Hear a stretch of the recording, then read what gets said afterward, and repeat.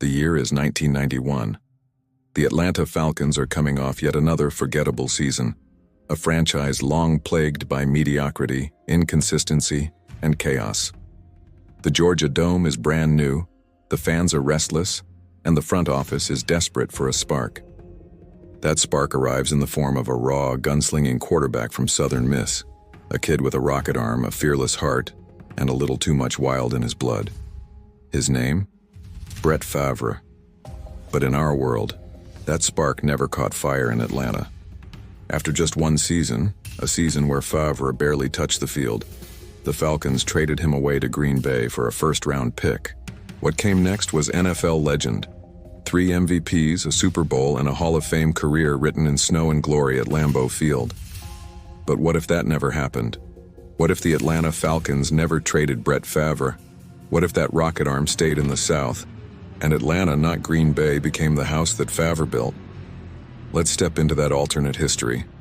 It's 1992. In this timeline, the Falcons front office decides to hold their nerve.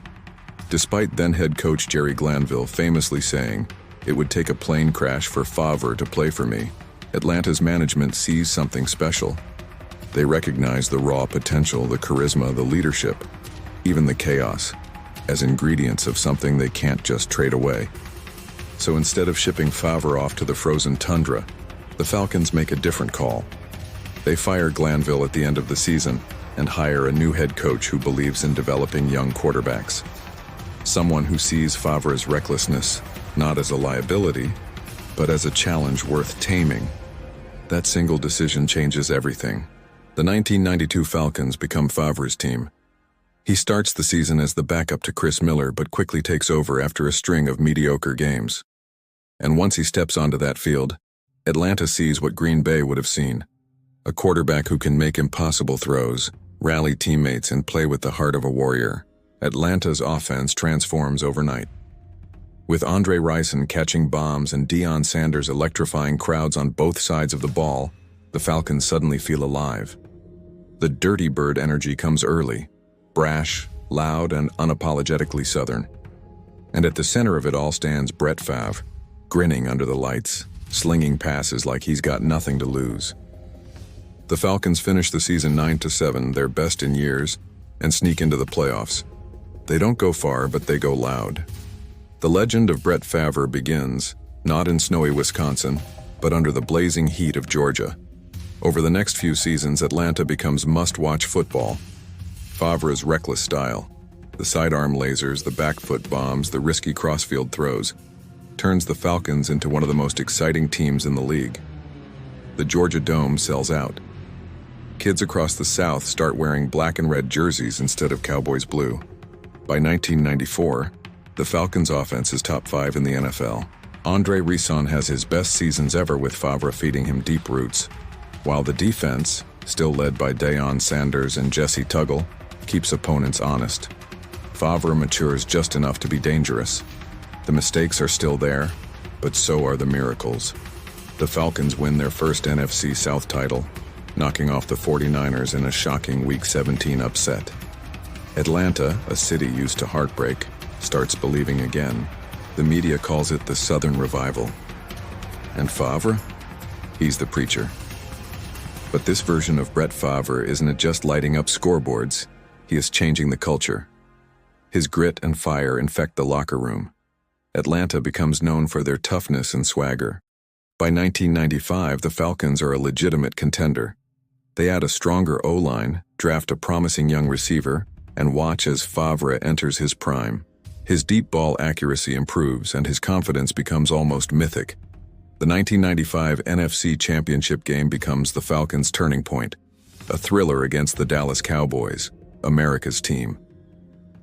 In our real timeline, that Dallas dynasty ran unchecked. But here, the Falcons stand toe-to-toe. Late in the fourth quarter, Favre scrambles out of pressure, jukes a defender, and launches a 45-yard pass to Andre Rison for the go-ahead touchdown. Atlanta wins 34-31. The Georgia Dome erupts. Atlanta is headed to its first Super Bowl. The legend of Brett Favre, Falcon Edition, is complete. Super Bowl XXX, Falcons versus Steelers. It's a matchup of grit and glory. The Steelers' steel curtain defense versus Favre's fearless air assault. The first half is brutal. Sacks, turnovers, chaos. But as always, Favre shines brightest when the lights are hottest. Midway through the fourth, down by 6, Favre rolls right, evades 2 defenders, and fires a laser to Ricin in the end zone. Touchdown Atlanta. Final score, Falcons 27, Steelers 26. Brett Favre, the kid who once sat on the Falcons bench, is now the Super Bowl MVP. The city of Atlanta, long haunted by its sports curses, finally has a champion. The Falcons parade through Peachtree Street. Dion dances, Ricin sings, and Favre, beer in one hand, trophy in the other, grins that familiar grin. The Falcons become the new powerhouse of the 90s. Instead of the Packers, it's Atlanta that dominates the decade. The Falcons' black and red brand of football becomes iconic, a mix of flash, grit, and Southern soul. Favre wins 2 more MVPs, another Super Bowl ring, and cements himself as the face of a reborn franchise. Green Bay never returns to glory. Without Favre, they remain stuck in the post-Lombardi wilderness, searching for a savior who never comes. And maybe the biggest ripple effect? Without Favre in Green Bay, a young quarterback named Aaron Rodgers never ends up there either. The dominoes of NFL history fall in entirely new directions.